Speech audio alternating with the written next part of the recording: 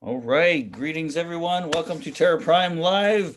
Here's our Memorial Day special, a relaxed chat here. I am sitting here with our friend General Sun and our student Deso, and we are just going to have a nice relaxed chat here um, on this holiday weekend. So, if you are watching, go ahead and ask questions in the chat. And we'll go from there. Also, you might see now there's some ads for some t-shirts and stuff and swag down in the bottom. Feel free to go that. All proceeds go to help us make more videos and all of that. So anyway, here we are.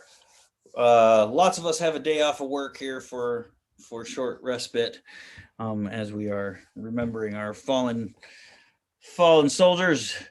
Um, so we just decided to get together and kind of see what was going on with everybody. Dave and I, before we started here, we're talking about one of the things on the blog that I had posted just this week about forms and a video that came out as well on the channel.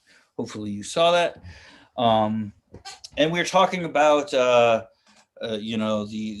what forms are and what forms aren't, and how things get into that whole argument there.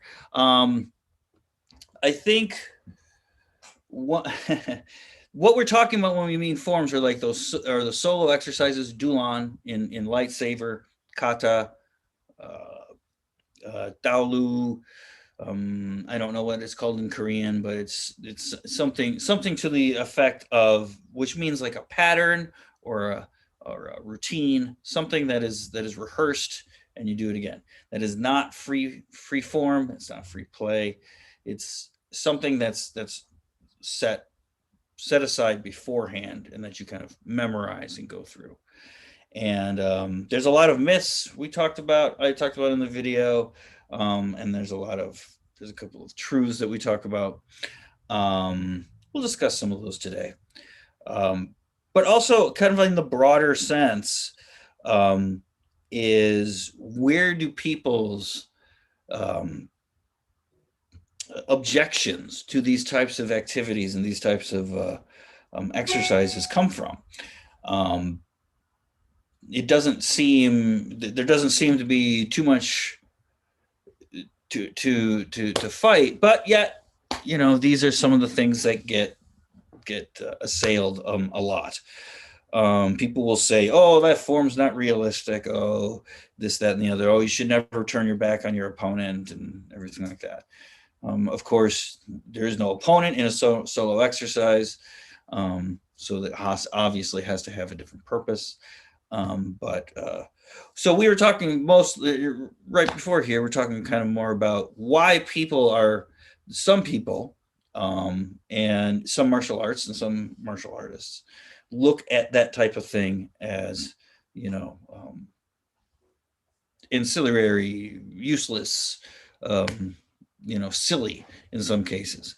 Um, I think Boss Rutan is probably one of those people that is famous for doing his mock kata. I don't remember what UFC thing or whatever, making fun of it. Um, and I think it all goes from there. Um, so we're saying, why would anybody even care, one way or the other way? Why can you not see the value in that? I can see why people might not see the value in it immediately. Um, it's kind of an odd thing, but if you think about it, we do this with other things as well. Um, we learn songs on an instrument in very much the same way, um, taking it slow, you know, learning phrase here, phrase there, trying to work out the difficult bits, and then playing the whole song. Um, and then, of course, you know, bringing your own feelings and stuff like that to the song as well, without changing the basic melody or what have you. So it's very similar to this kind of thing when you're learning music. So that's one of the things that I think is kind of at play. Um, there's also kind of like a weird worship of reality that is never defined. Reality, they always, in reality, it's like, whose reality? As we've said many times here today, the reality today is you will not get into any of these fights with a weapon unless you're in some sort of stage production. Reality. So, uh, what reality are we talking about? The reality from before, where we're talking, ancient techniques. We have some written materials and stuff like that, but that's all reconstructed stuff that is largely hypothetical and anyway. So we tend to like to chase the rabbit of reality a lot, I think. Even though there doesn't seem to be a good consensus of what exactly reality is. One thing I think about a lot when it comes to forms and the critique and criticism around them is so many people are like, use what is useful and throw out the useless. However, I noticed sometimes that when people practice and they hit a stumbling block, they easily default to be like, oh, wow, this is a little difficult. It must be useless. Yeah. I've seen that happen a lot in my own students. And I mean, I'm sure I've probably done it myself a number of times.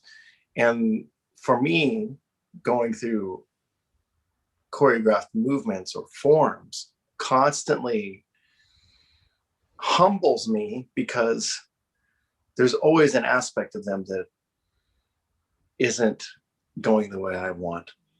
And I think with any kind of in-depth training, with anything that you do, you should run into that, and I think it's appropriate to. And if you don't struggle through that discontent and say like, oh, that discontent must mean it's useless, then that's just being lazy, man. Yeah.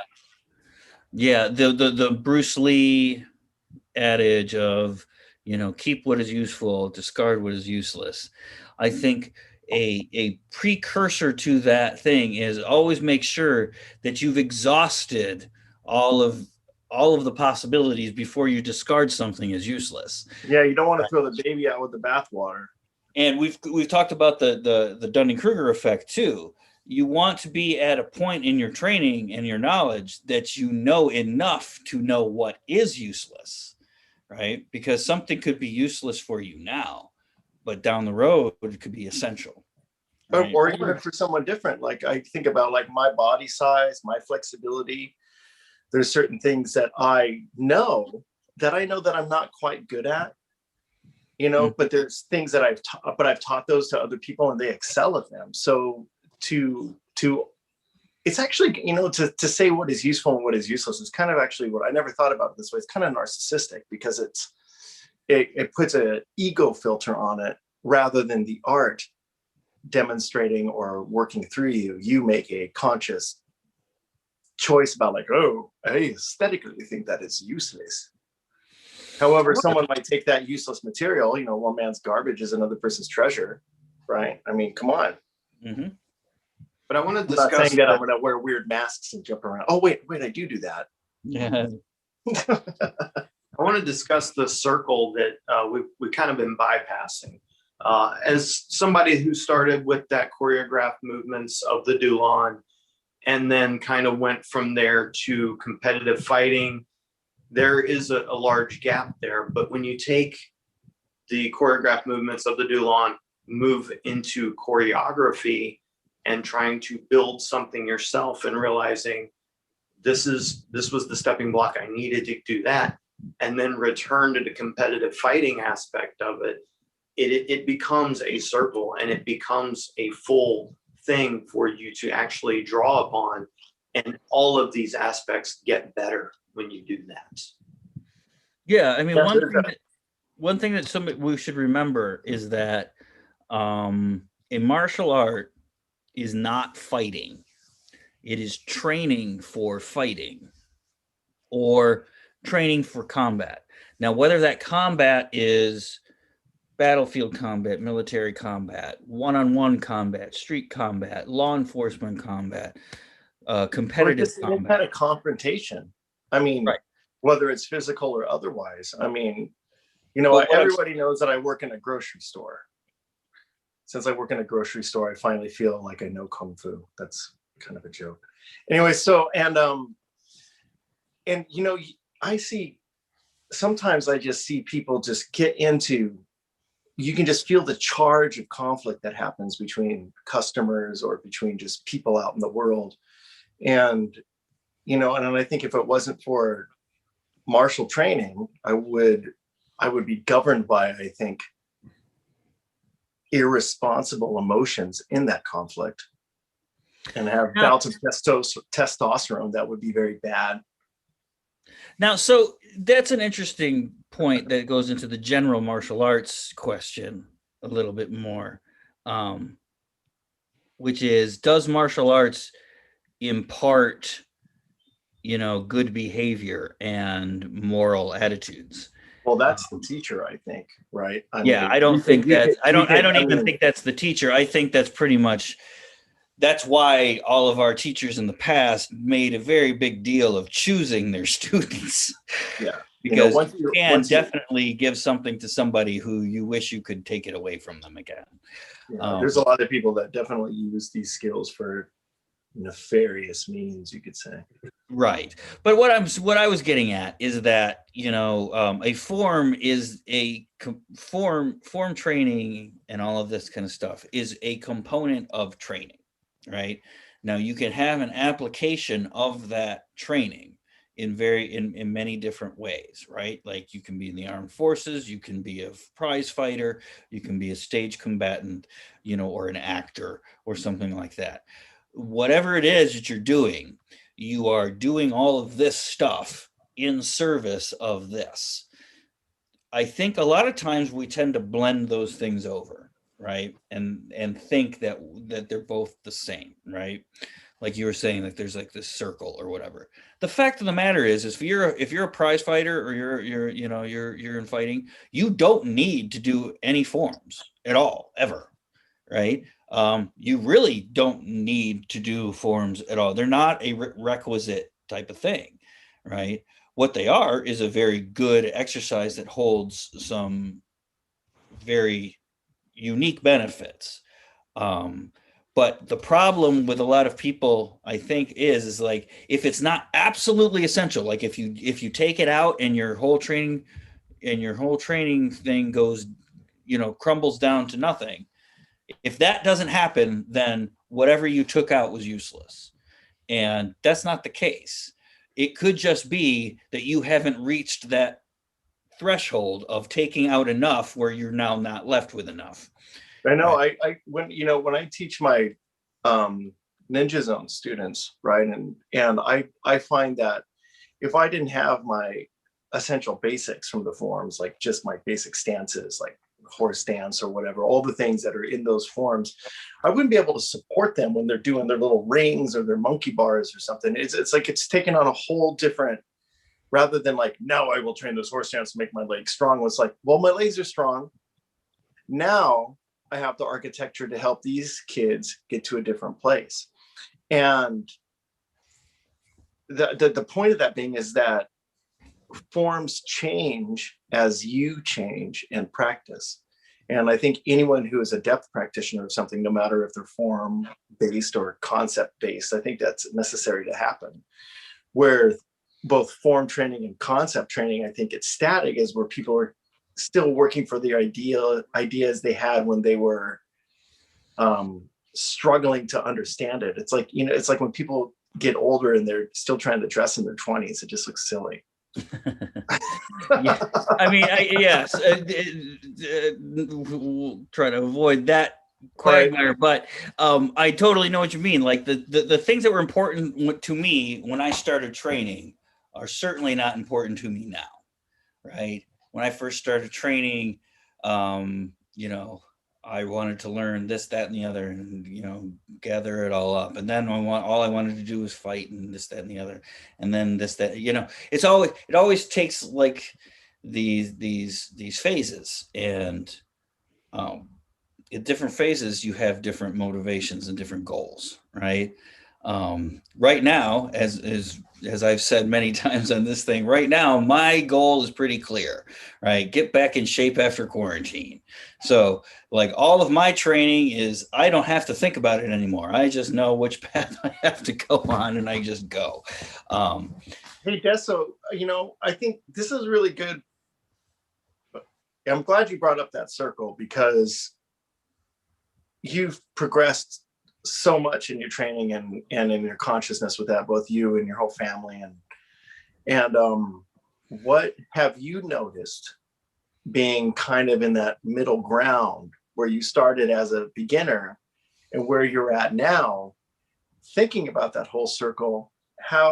What have you noticed that's very different than when you go back and watch videos of yourself when you were a younger practitioner, that you find enlightening or self-reflective? I kind of like to know that. There's a few things.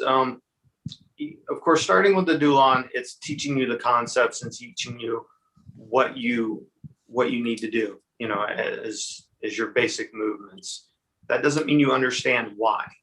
And as somebody that when we started, we were very much the people who were we were like the nerd magnet of, please come join us and learn with us. That was our mentality when we started. Because of doing that, and then finding other avenues to do combat, you see movies where they're doing the behind the backs and everything. You're like, ooh, I want to do that. Doesn't exactly translate when you try it the first time. When you move on, and like I said, my next step was making choreography. You start learning in that slow motion as you're practicing choreographed movements what can work, and then you start speeding up. And you've heard this, you've said this: slow is smooth, smooth is fast. It's another avenue of helping learn that direction. So when you start with those basic movements, move into trying something different, still slow and still practiced movements, moving into a real-time scenario, and then coming back to those original movements, it gives a whole new sense of understanding of, oh, this is why I do this movement. Right. And have you found, I know I found for myself that when I work on my forms, I realize, or when I work on choreography, and then that translates into, sparring or whatever, it makes me realize what I really rely on. And it makes me feel like where I repeat myself martially, and that helps me formulate a strategy to be more unpredictable, because I see, oh God, I keep doing that damn move over and over again. I really like that. That's good that I'm familiar with it, but not so good if someone's smart and can pick up on it. And it's the patterns thing where somebody picks up on it. I get that. But learning the movements the first time around, they become reactionary just because that's what your muscles are used to doing. Coming back with that understanding and going, oh, this is what this purpose was, allows you to recognize your own movements and becoming reactionary to yourself and moving in a more free motion, more free manner, but it's continual building. There was an old adage I heard forever ago that knowledge is a nail you put in the wall, and then as the more you learn, you hang stuff on that nail. And that first nail, what for me was the choreographed Duolon. And then I just keep hanging horseshoes and pictures and just more and more stuff on that. And it's really helped me every time I come back around to it. But yeah, so another way to think of this too, right? Rather than like knowledge being a nail and you're gathering stuff. Knowledge is like you're looking through a camera lens, right? And the more knowledge you get, the better focus you get, right? So you start off with your general shapes, and then you start to get more and more and more and more detail. Now, depending on how far you can zoom in and you can focus, you could pick out details that you were completely unaware of that were there for years and years and years and years and years and years into your practice. But one of the things about doing prearranged patterns is that they are prearranged. There is a benefit to the prearrangement there. I'm going to mention here, we got a question from what is it? Papa Simskis. Welcome back. Yes. So he wanted to know what the thoughts on shadow boxing was. And so that's a really good thing to bring up right now, because we're talking between shadow boxing and forms, right? Now, shadow boxing is basically what we would call free form or something like that, where you're just kind of like moving through maybe with an imaginary opponent and stuff like that. The limitation in shadow boxing is always you. You can only do things that you can already think of. You can only do things that you already are able to do, and that will already kind of naturally come to you in that particular thing. The benefit of forms is that you're dealing with patterns that were set up by somebody else with other purposes that are not connected to what you're thinking, and therefore you are forced to do things that are counterintuitive. Now, some of these things may be moving from position to position. They may be, just getting the athleticism to go through something, or what have you. But regardless, that's that's kind of the idea. You don't get that when you do free form. When you just kind of play around by yourself, you're going to always be kind of confined, even though you seem like you are much freer, right? So there is the the irony there. But yeah, going into that's that same kind of idea of there's a lot in fighting, whatever, whether it be with a weapon or in any kind of contest, which is completely counterintuitive, meaning you will never think of this if left to your own devices. It's something you have to be taught. A great example of this is I was teaching my buddy one time. We were sparring along with swords, and he would constantly kind of come into a bind, bring me up. I would flip over his guard, push his arms down, and get him in the head. And he kept asking me, "Well, what do I do about that? I can't do anything." And I just push back. Right. As soon as I get up there, you see me going, just push off, and then he pushes off, it just backs up. It's like, oh, yeah, it's that simple, and it's right there in front of you. You will never, you might accidentally stumble upon that, but there's a lot of that stuff in there. So you want to keep things fresh. And that's another reason why you want to go and learn from a lot of people, because you want to see other people's way of doing things. What are their habits? Can you take on some of their habits? Right? If you learn of somebody else's form and you do it the way they did, you may well take some quality of them with you, right? Whether it be their speed in a particular move or what have you. But that's always a possibility. So, anyway. I think with me, when I do shadow boxing, or where I get into a state where I'm improvising my movements with an imaginary scenario or opponent, it really tests my vocabulary of how much of my forms and how much of my training and dealing with any type of conflict comes through. And it maybe I think of crazy scenarios or something, and and try to work it out.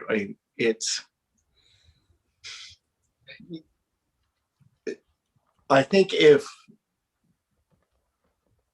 shadow boxing with basics, when you're moving is good, but also when I think shadow boxing on a like macro level, when you're thinking like, okay, I walk into a room, these things are happening.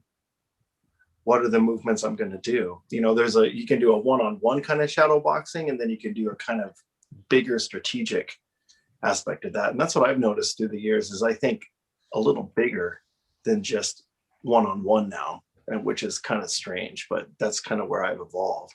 I want to follow it along with your vocabulary parallel there. Performing the sets, whether it's from something you're familiar with, going to somebody else and learning theirs, these are going to give you more to add to that dictionary that is your personal information. Shadow boxing lets you know what pages that you continually are looking at. You may that's know a good way to this think much about it. stuff, but you're only looking at this much of it half the time. And I think that's where that would come into play and try to help you progress from where you are, trying to make yourself look at these extra passages. And I think that's also where it comes into choreography. So that's usually what free play, if it's used in a teaching scenario, like, so I'm from a tennis family. My father was the Michigan tennis coach. I grew up around tennis. So coaching tennis is one of those things. And even in that sport, right, you have your technique work and your ground strokes where you're just hitting balls that are being fed to you over and over and over again, right? And then what my father would do, which kind of really led into a lot of this stuff, is he would, with his old Betamax camera, videotape. A Betamax. He would just videotape you, and then you'd look at it and see here, there, and you could see all these little details in there and all that kind of stuff. And then in order to do that, all you do is, here, we're just going to have you hit some balls. Just keep going, do whatever you can. That way, like you said, you're drawing out, here are your limitations. Okay, you rely a lot on your forehand. We're going to have to start bringing your backhand into your game here a little bit more. Man, you are so right. Like, filming yourself teaches you so much. And I've been doing that with my students, and I've been doing it in slow-mo. So they see every little detail of a singular move. It helps like, if you can go one of frame my students is doing like a gainer, and into a foam pit. He's going on the tumble track and he does a gainer, and he looks and he's like, oh wow, when you see it. And not only that, I think it also teaches students and teaches yourself not to get precious with your shit. You gotta be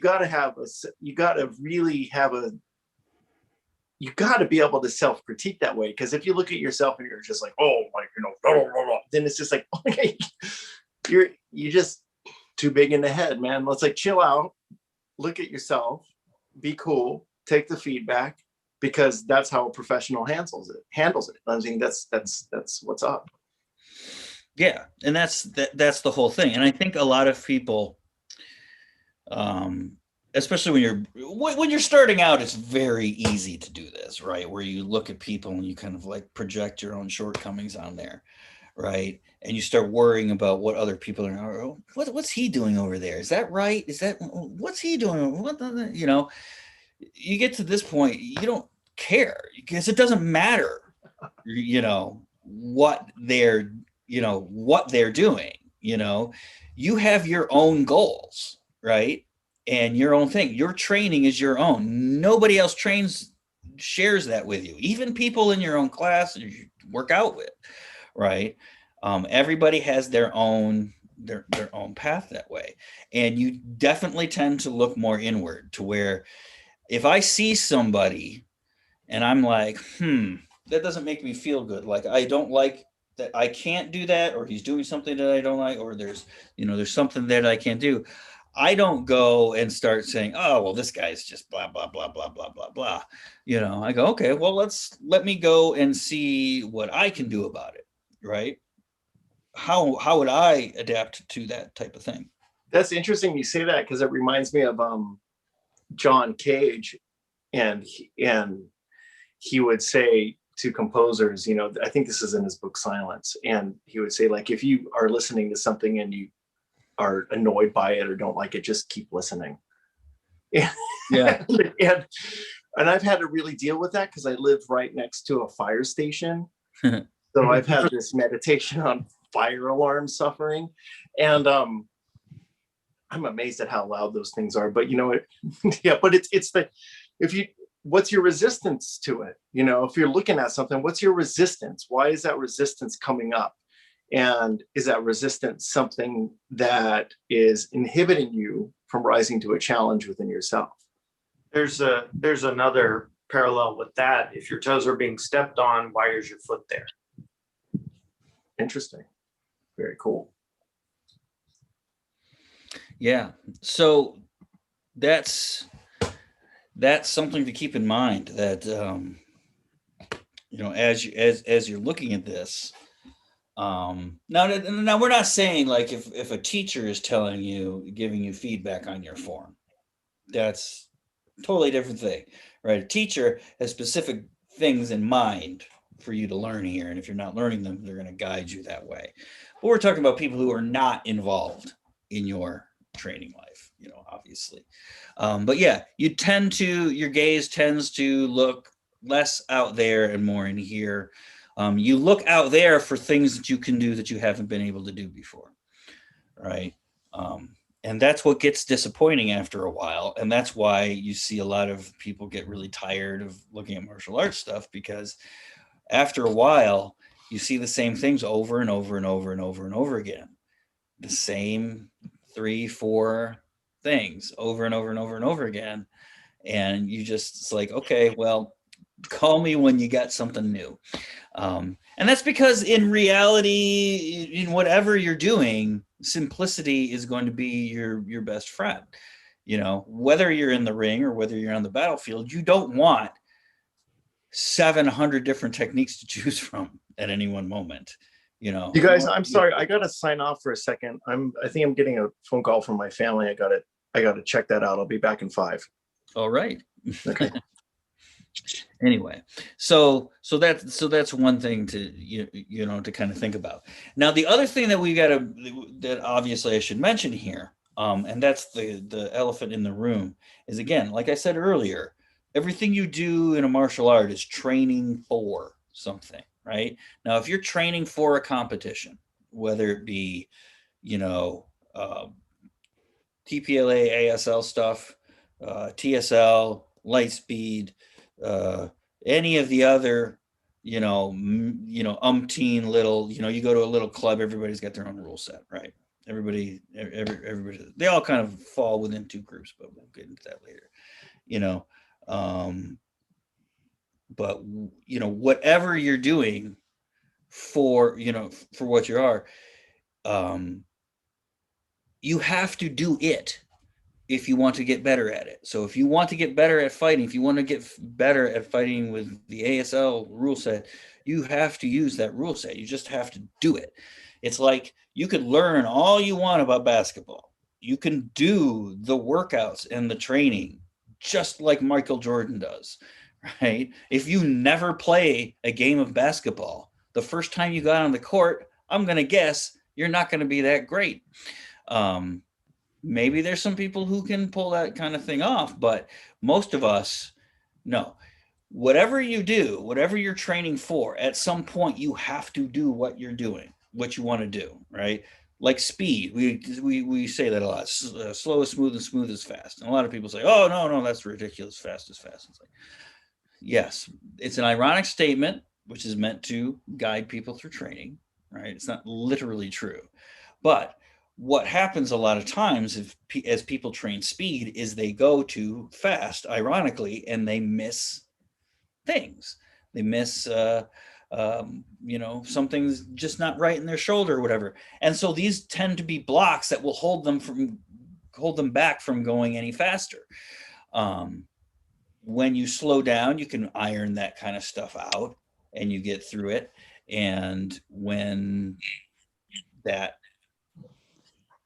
kind of gets into you, that's, it will kind of come out naturally. But you have to do the thing, right? You have to get to sit in the hot seat. We were talking about language too earlier. Like, oh yeah, I used to be conversational in Chinese and Mandarin a little bit.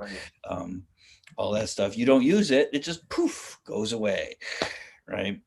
It's true, man. I mean, it's like, my Mandarin was like super lame, and it's a lot better now that, I work at the grocery store, and there's a lot of Chinese exchange students and a lot of the people from my area in Albany, New York, that are Chinese, and they come in, and now they know I speak a little Mandarin, and we have some fun little conversations looking for, like, ice cream and stuff, like really really basic stuff, but it's awesome. You use it, so you're getting use out of it, and you're stretching those muscles, and it's good. Yeah, I used to be able to rent movies and all kinds of stuff in Mandarin, but it's been a while. So, but it's the same thing here. If you don't ever step up, you can train for a sport, right? You can train all the techniques for a sport, but if you never play the sport, you can't really say you're any good at the sport, right? So when we're talking about maybe that's the art critic. Is what? The art critic. They critique, they call art. Yeah, gotcha. Yeah, critic. I think the problem is I could take it from people who are professional critics, who that's their job to do that kind of thing. But we're not talking about professional critics. Yeah, right. We're talking about keyboard warriors and people going, couch directors. People who think that the success of The Mandalorian means that Kathleen Kennedy will be losing her job because they live in some sort of weird parallel universe where good things mean bad things or whatever. People have a lot of time on their hands. I don't know where they have this time. I certainly do not have that amount of time. Or yeah. Well, it's forms for me have become, at first they were a way to understand something, and now they've become something that's like a sense of solace. Like sometimes I work like really late shifts. I'll get off like at midnight, and I'll come home and it's super still, and I'll just want to practice at night. And I'm really glad that I have those forms that can take me to that state. Yeah, that's my biggest argument for it, because as you go on, if you're going to continue to be a martial artist for your life, you're not always going to be able to fight, especially you're not going to be able to, like, okay, 15 years ago, I could, I would just jump in with anybody who came to open mat, whatever. There's no way I'd do that now. There are definitely things that age, takes away from you.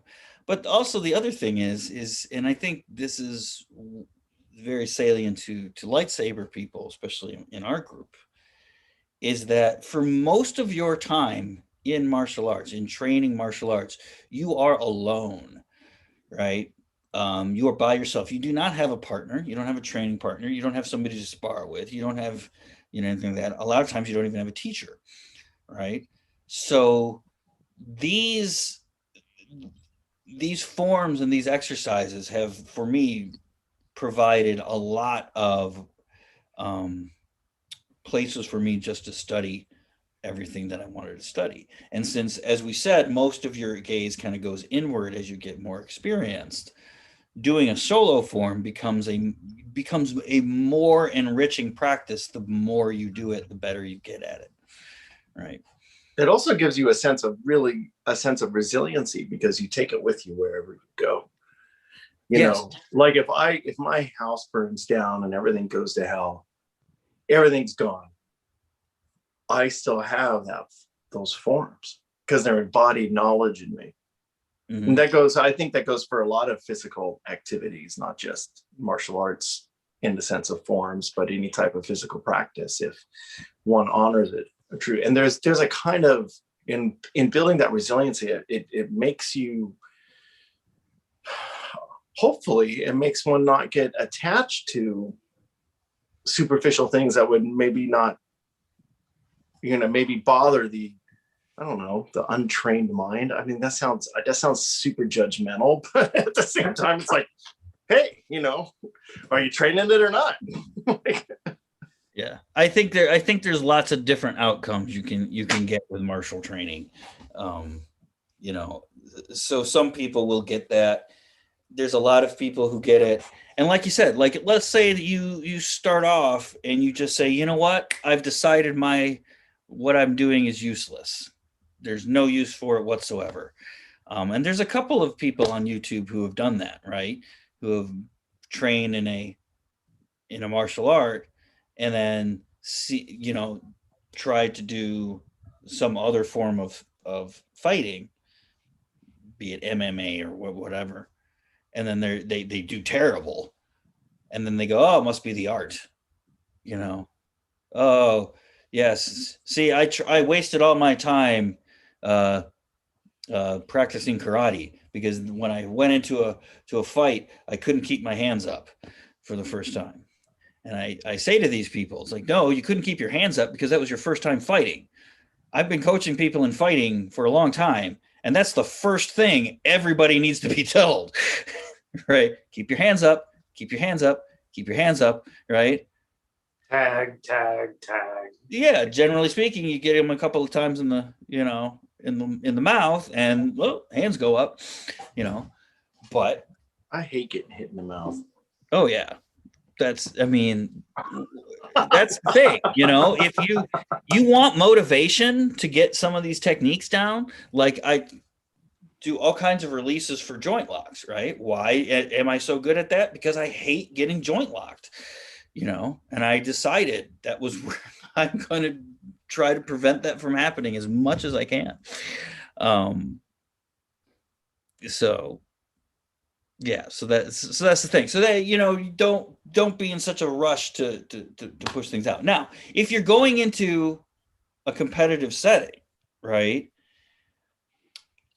We can debate this in a second, but obviously you're not going to do your butterfly kicks and you're doing all that stuff. Now, I am of the opinion that if you're going into a sparring situation, right? Seriously, you're not going to find an opportunity to do a tornado kick or to do a butterfly kick, right? If you're in the game. Now, if you like I've sparred around with people who are much, very, very inexperienced or children or something like that. And then I can kind of play around and do some funny, do some rolling and some this, that, and the other, and, but that's not really fighting. That's just fun. I'm just playing around. Right. But yeah, you're going to want to try to keep, like I said, keep your repertoire of things that you're doing good, pretty narrow. That's why we always say basics. The idea of practicing forms is not so that you get into a fight and now you have a ton of freaking stuff that you can use, right? It's just that your body is now used to moving in much, much more dynamic ways than it was before. Yeah, dynamicism is important, especially when the environment changes. I mean, I think so many people think of martial arts as something that's so ring based, like you're in an arena. Mm-hmm. And no, there's people, the veterans I've known, that's not an arena. Right. And me working at the grocery store and something happening, some crazy altercation, let's say something happens there, that's not an arena with rules. And so that's different. That's a different fight or flight response because it's something that's not arranged. It's you meet there, and then what are you going to do? Yeah. That's you bring up fight or flight response. I just want to jump in here. Fight or flight response does not mean that people will only respond by fighting or fleeing. It is a name that is given to a metabolic event that happens in a human body, right? And in lower animals, the whole purpose of that is to either get it ready to flee or get it ready to fight. Yeah, I think you're right. I mean, I think a lot of people think it's one or the other, like the law of the excluded middle. People are silly. The fight or flight response is a raising of blood pressure, heart rate, all of that stuff. That's just getting your body ready for exertion of force, right? It's like Kundalini. Yeah, it's just, that's all it is, right? It doesn't dictate your behavior. So that's why a lot of people, when they get hit with the fight or flight response, don't do either. They don't do anything. Yeah, a lot of people just paralyze because they're really unfamiliar with the experience of that kind of adrenaline rush. And, you know, I think martial arts really trains a relationship with that, as do other meditative practices like yoga or qigong, you know, so you can do something, even if that something is nothing, but you can at least retain your center in a crisis situation. I think is super important. Right. So one of the things, and this is going to get to a question that came up later about mental exercises here, but one of the ideas of martial arts is to kind of, I don't know, break you of that habit, you know, is to not subject yourself to the fight or flight response, right? Try to keep your heart rate low. Try to keep that's why we breathe. Right? We breathe in this thing so we can keep our heart rate as low as we can. Obviously, these are physiological things that are happening there out of our control. Yeah, man, that's some brain we have to do other things in order to kind of control them, right? So breathing slowly through the nose, out through the mouth, that helps keep the heart rate and the oxygen mixture good, all of that so that we can think a little bit and figure out what's going on. What was that question you had, Chad? Oh, it was just like about the mental training. And I would say the mental training in martial arts is really about that. Is like is controlling yourself. It's not about controlling the other person, which is usually what people are thinking. But control yourself, because if you freak out, you panic, you gas, whatever it is, you lose. Yeah, it's like I got to a point where I no longer worry about what my opponent can do. I only worry about what I understand and know in the moment. Right. You know, rather than like, oh yes, I see my opponent has good kicks. Who cares? Right. Like, that's like if you're coaching somebody for like a kickboxing event, you know, he's got good kicks, so watch out for his kicks as you get in there. But so we got a follow up here. It's like I've heard it rephrased as fight, flight, freeze, or fawn. No, it's not anything of those. It's not a behavioral thing. It's a metabolic and physiological thing. There will be a whole range of behaviors that will be created by that. Some people may go crazy and go into a murderous rage. Yeah, man. Some people go berserker. Some people flatline and pause. Some people run in terror. You don't know. And so I want to try to divorce the fight or flight response from behavior, right? Because that's not what we're talking about. We'll talk about how to behave in a fight and how different people behave when in conflict later. That's kind of out of the scope here, but yeah. Bringing it back to forms, and this fight or flight, and it's in correct relationship with behavior. Let's say, when practicing the forms as a meditation on violence, has helped me train my consciousness to deal with the most subtle or the most gross crises. And God, I have to meditate on that a little bit more. But it's I think there's something in there that I want to explore more. I'll get back to you on it. That's a good thing to bring up, though, because it's not just crises like an altercation that could happen. Right. It could be any kind of event, like you witness a car wreck and, what do I do now? And it could give you that bit of mentality to... Or even being in a car wreck yourself, or a flat tire, simple things. Any of those. Yes, what do I do you at least have enough mindfulness to be able to do something. Excellent. Yeah, but again, as we're saying, don't think that any of this stuff will magically give you these abilities, right? There's a lot of us that goes into this, right? The reason that we're doing what we're doing is because we are the way we are, right? I know tons of people who are not that way. Now, let's see. There's also from Roberto and Dino. There's always a very important distinction: competitive martial arts versus self-defense, defeating an opponent, surviving a violent encounter. Can you elaborate on the difference in focus? For me, the difference between competitive and self-defense is in competitive martial arts, you're looking to win. You're looking to overcome the other opponent, right? Either submit them, knock them out, get more points than they do. And all of that's very rule. You have rules that govern that. Well, yeah, but so when you're in that situation, the focus of what you're trying to do is to beat the other person. When you're in a self-defense situation, my goal would always be to get away. Defeating the other person does not necessarily come into it. It's just escape, right? So yeah, and whatever I have to do to get out of that situation.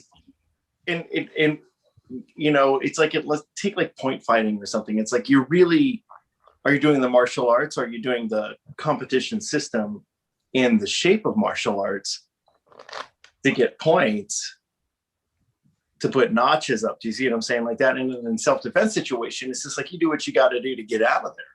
Yeah. If I'm at the grocery store and I got a box cutter and someone's crazy. Yeah.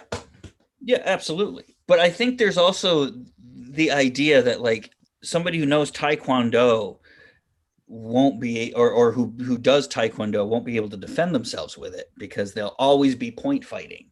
And God, I don't know that that's true because I don't think that's true, man. I mean, I think most of the fights that I've ever seen, no matter how much training the other person, either of the people have, right?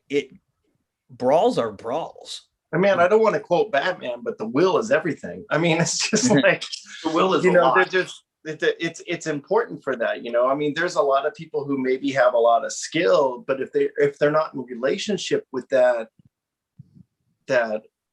essence of confrontation, then it doesn't. And then there's a lot of people who have no training, but are of a strong mindfulness that can go through hell and back. And there's something to be said about the forms, even in this part, where when anybody comes to us, we always tell them, you can't build a house without a good foundation. So that's what the basics are. That's what the forms give you, is just something to start. And then going back to the circle humor, you bring it all the way back around. It can be self-defense. It can be for fighting for points, but it's all going to start here and then grow from there, no matter what direction, no matter which place you're going. Yeah, you're right. It's a web, and each practitioner has to choose their path. Absolutely. The way is in training. The way is in training. Yes. But again, effort is needed, right? As they say, trust Allah, but tie your camel. It's like so much of this stuff, especially in fighting, you can just will yourself through. The person who's got the strongest will, because again, most fights that you see on the street, show me 5 that look really nice. There's a lot of hair pulling. Right? There's a lot of it's just a mess. It's just 2 people like rolling around. It's so emotional, and it's so crazy, and even those of us who are good at fighting. Yeah. It's like, I have never enjoyed it. However, if I have to, maybe I'll pay the emotional damage on the other end if I have to do it. Yeah. So like, I like fighting, as in I like physical confrontation with another human being. That's fun to me, right? I like the challenge of all that kind of stuff, but I don't like real fighting, right? I don't want there to be any real stakes, right? I don't want to really lose my arm. I don't really want to lose an eye, I want to be able to go home and still enjoy myself. Well, I think when we talk about the confrontation, when we put on our gear and when we spar, we learn a lot from each other when we do that. And that's an incredibly beautiful dialogue, and I enjoy that quite a bit too. Yeah. So it's, and I know like a lot of people do, because, and that goes to the reason why I think you get so much when you're doing martial arts, especially training by yourself, you get so much feedback from people because everybody has this innate feeling like they can fight, right? It's part of our being as an animal that at some point, we're primates, able to exert physical force and confrontation, right? And even though we, again, people can't fight, but they think they can. Well, anyways, before we wrap up, because I have some friends coming over soon, is there any more questions we should address, or are we cool? Let's see what we got here. I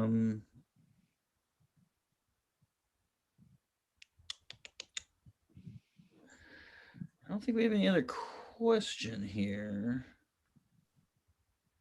Well, I, for one, am really thankful for this conversation because it's having a perspective of all the journeys that we've gone through, of different degrees of experience, and reflecting on those I feel like I always get something out of it.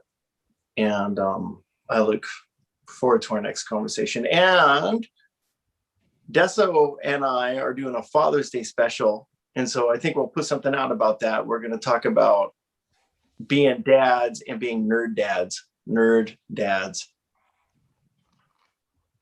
That'll be fun. Keep an eye out for it. All right.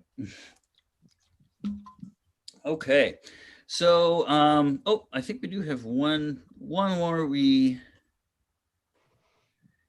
I kind of skipped over. Where do you find the balance between diligence and training and avoiding overuse injuries?